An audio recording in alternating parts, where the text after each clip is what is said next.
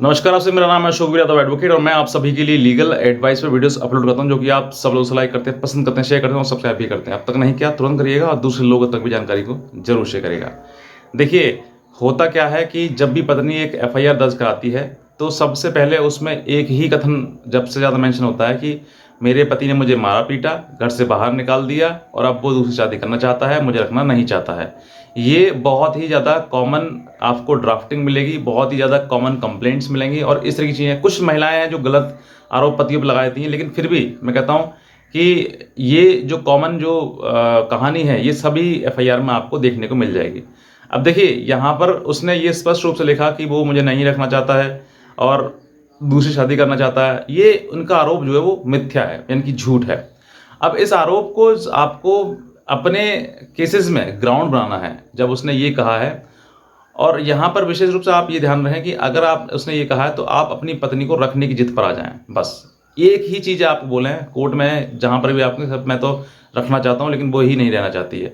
अगर वो आप इस जिद पर अड़ गए तो वो पत्नी जो है वो उस जिद पर अड़ जाएगी कि मुझे अब इसको साथ में रहना ही नहीं है, क्योंकि उसको पता लग गया कि मैंने झूठ बोला है और झूठा लिखा है उसमें, तो कहीं ना कहीं ये चीज़ें बाद में बिगड़ेंगी। तो अब जो है आपको ये चीज़ आपको कोर्ट में भी प्रोड्यूस करवानी है। अब मैं कहता हूँ कि मैंने कहा कि आपसे कि अगर आप ये चीज़ें मतलब पत्नी अगर आपको आप आने से इनकार करती है, मना करती है, क्योंकि ऐसे बहुत सारे हस्बैंड्स हैं जो चाहते हैं कि मेरी पत्नी मेरे आगे घर आकर रहे, लेकिन वो कहीं न कहीं मना कर रही है और अब वो रहना नहीं चाहती है।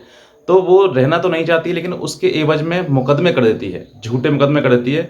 अब इन मुकदमों के पीछे जो इंटेंशन होती है, जो मोटिव होता है, वो ये होता है कि अब जो पैसा जो बड़ा मोटी रकम है वो ऐंठी जाए बस। क्योंकि पति पक्ष जो है वो डर जाता है और डर के आधार पर जो है वो चाहती है कि मुझे इसके एवज में मोटी रकम दी जाए।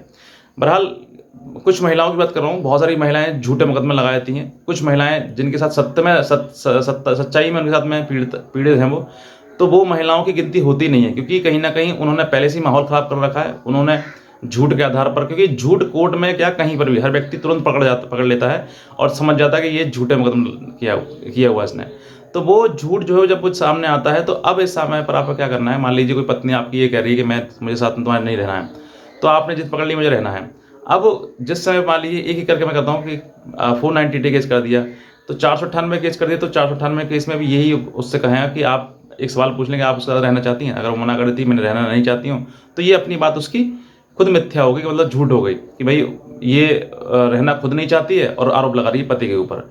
दूसरा, ऐसा ही एक मेंटेनेंस केस है। मेंटेनेंस केस भी आपके ऊपर लाद दिया जाता है और आपसे पैसा मांगने की डिमांड की जाती है कि पैसा दिया जाए। अब यहाँ पर भी पत्नी से ये पूछवाना है कि वो आपके साथ रहना चाहती है नहीं चाहती है। अगर उसने मना कर दी मैं नहीं रहना चाहती हूँ, तो आपके पास एक ग्राउंड बन गया कि मेंटेनेंस खारिज कर दिया जाएगा, क्योंकि मेंटेनेंस का केस तभी चल पाएगा जब वो साथ में रहना चाहती है। और अगर वो साथ में खुद नहीं रहना चाहती है बिना किसी कारण के, तो सेक्शन 125 का क्लॉज 4 के तहत जो है सीआरपीसी के तहत ये केस जो है वो डिसमिस हो जाएगा और वो मेंटेनेंस की हकदारी नहीं होगी। अब ये करना कैसे है ये भी बताता हूँ आपके लिए, क्योंकि जब बयान में आएगा, स्टेटमेंट होगा, बयान होगा उसका, तो उसमें वो अगर वो कहती मैं इसके साथ रहना नहीं चाहती हूँ, तो ये अपने आप में ग्राउंड आपका बन गया। दूसरा ग्राउंड ये भी होता है कि वो किसी समझौते के आधार पर आपसे अलग रह रही हो कि भाई मुझे रहना ही नहीं है, तो भी वो आपको एक समझौता हो गया।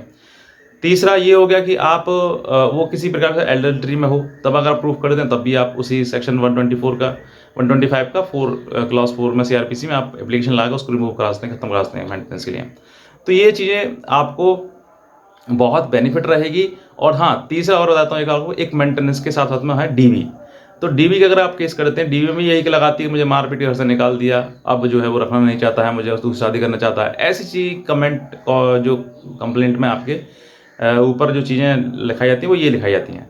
तो आपको यहाँ पर भी यही चीज़ प्रूव करवानी है कि वो रहना ही नहीं चाहती है। तो जब रहना नहीं चाहती है तो फिर वो ना मेंटेनेंस डीवी में ले पाएगी, ना ही 125 में ले पाएगी, और ना 498 आपके ऊपर मतलब मेंटेनेबल है। तो ये जब चीज़ें जो है वो आपको समझनी है कि मुझे इस तरीके, अगर वो पत्नी आपकी कह रही है और घर जाकर बैठ गई है तो बैठी रहने दीजिए। आपका काम है उसको बुलाना और उसका काम है नहीं आना, तो नहीं आना। और बुलाना, दोनों में जब ज़मीन आसमान अंतर हो जाएगा, अगर आप बुलाएंगे उसको, वो नहीं आएगी, तो ये अपने आप में एक ग्राउंड हो जाएगा कि आपके ऊपर जो मुकदमा करे गए हैं वो झूठे हैं। पत्नी स्वयं आपके साथ में नहीं रहना चाहती है, क्योंकि ऐसी महिलाएं भी बहुत सारी जो महिलाएं हैं, जो महिलाएं सिर्फ और सिर्फ पति और पति के परिवार को पीड़ित करना चाहती हैं। वो उनको अधिकार दिए हुए हैं कानून में कि आप इन सब कानूनों का प्रयोग कर सकते हैं, लेकिन वो तब है जब उनके साथ में वाकई क्रूरता हो रही हो, वाकई उनके साथ गलत हो रहा हो। लेकिन जहाँ पर गलत नहीं हो रहा है, वो गलत करने के माध्यम से पत्नी कोर्ट में गई है कि भाई मैं देखती हूँ तो मैं सबक सिखाती हूँ, तो वो सबक सिखाती नहीं रही है, वो खुद भी सीख रही है सबक कि मुझे मेरा जीवन खराब है, तेरा भी कर दूंगी। तो ऐसी महिलाएं, जिद्दी प्रकार की महिलाएं भी हैं कुछ, जिनकी वजह से समाज भी खराब हो रहा है, परिवार भी खराब हो रहे हैं।